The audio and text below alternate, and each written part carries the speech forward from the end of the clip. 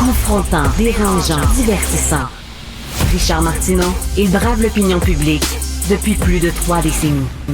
Alors, tous les jours, je consulte religieusement la section Vox du Figaro.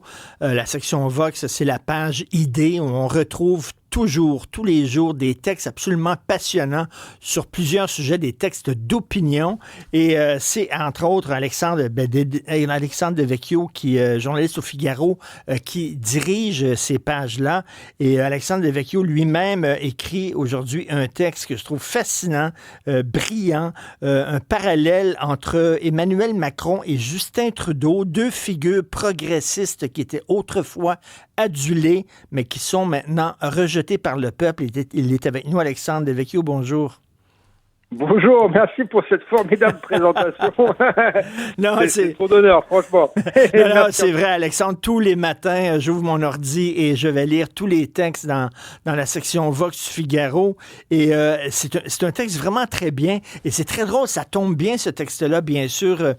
C'est la sermentation de Donald Trump. Et lors du premier mandat de Donald Trump, Alexandre, et Macron et Justin Trudeau étaient soudainement... mon Dieu, adulés parce qu'ils étaient l'anti-Trump. Ils incarnaient l'anti-Trump. Et aujourd'hui, alors que Trump amorce son deuxième mandat, ils sont rejetés, autant Macron en France que Trudeau au Canada. Comment on peut expliquer ça? Oui, effectivement, c'est très intéressant parce que tout pouvait laisser penser, il y a encore peu, qu'en fait, Donald Trump allait être une parenthèse et que des leaders ou des chefs politiques du type d'Emmanuel Macron ou Justin Trudeau allaient incarner le nouveau monde. Emmanuel Macron se présentait lui-même comme le président du nouveau monde lorsqu'il a été élu en France. En réalité, ce qu'on voit, c'est qu'on assiste à un changement d'époque et que il est fort possible que ce soit plutôt Macron et Trudeau qui soient les parenthèses de l'histoire, ou plutôt, je dirais, les derniers samouraïs de la politique de la mondialisation heureuse, en quelque sorte. C'était les derniers. Ils étaient jeunes, mais en fait, ils s'inscrivaient totalement dans la tradition des précédents technocrates pour ce qui est de la France, croyant en la construction européenne, croyant dans une forme de mondialisme. Et je crois que ce sont les derniers du genre. En réalité, on assiste au retour de l'histoire et au retour des nations, et Trump annonce sans doute une nouvelle forme de politique, un nouveau régime avec lui. C'est d'ailleurs ce qui est très frappant pour cette deuxième élection. La première, c'était un peu un accident de l'histoire, il était tout seul. Là, il a le parti républicain complètement derrière lui, complètement renouvelé, mais il a une partie du pouvoir économique avec les nouvelles élites technologiques de la Silicon Valley.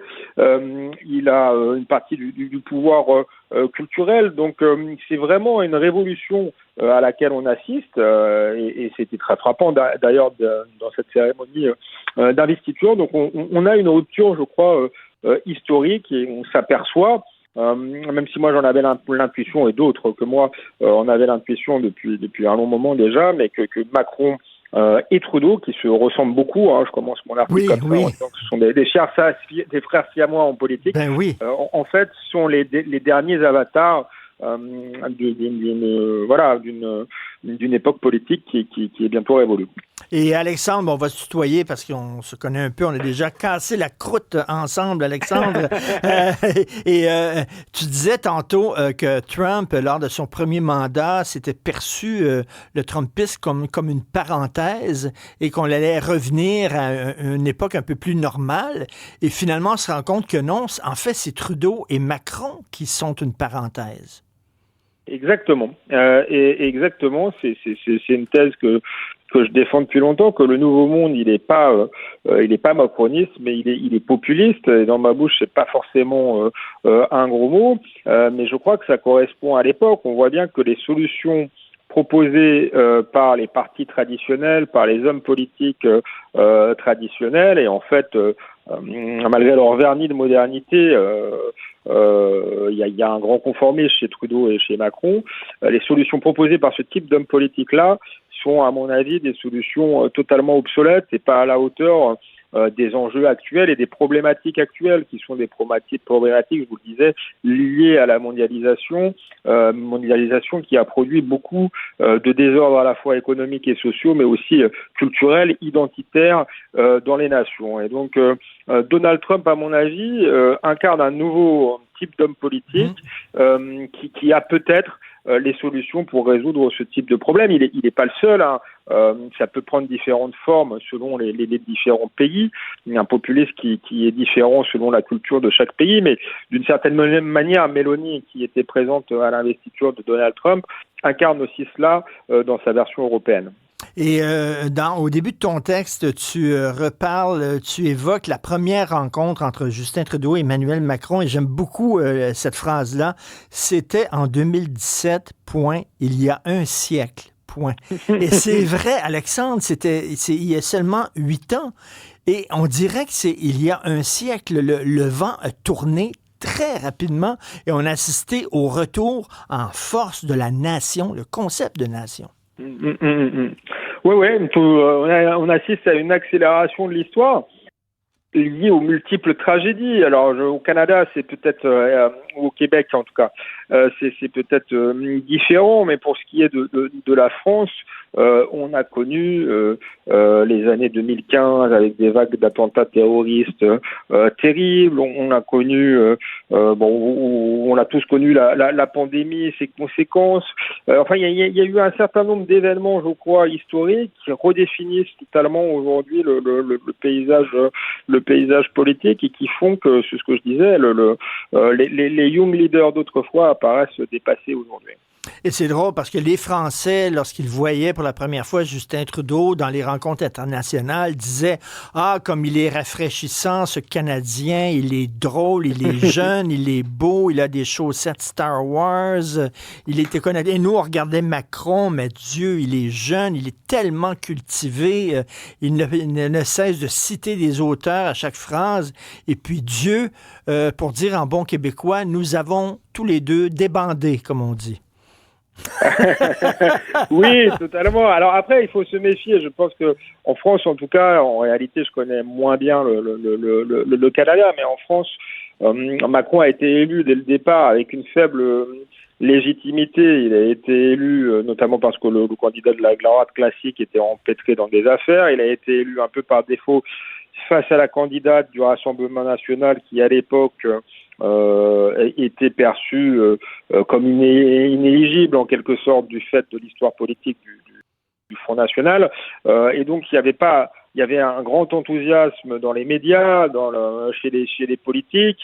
L'enthousiasme, à mon avis, était plus relatif dans l'ensemble de la population. Donc il faut toujours se méfier un peu des enthousiasmes médiatiques, des modes du moment, surtout qu'encore une fois, c'est ce que je disais, je ne sais pas si c'est vrai pour Trudeau, mais en réalité, hormis la jeunesse, hein, chez nous c'est le plus jeune président de la République, c'est un inspecteur des finances qui a un logiciel politique finalement assez classique, assez comparable à celui de ses prédécesseurs, et un logiciel qui est très post-chute du mur de Berlin, au moment où les principaux responsables politiques pensaient qu'il suffirait de la technocratie et du marché pour imposer une sorte de paix mondiale et pour pacifier les nations, et qu'en fait les nations n'avaient plus grande importance effectivement que le marché, la technocratie, les normes suffiraient. On voit bien qu'on est plus là-dedans, qu'il y a un retour des nations, un retour des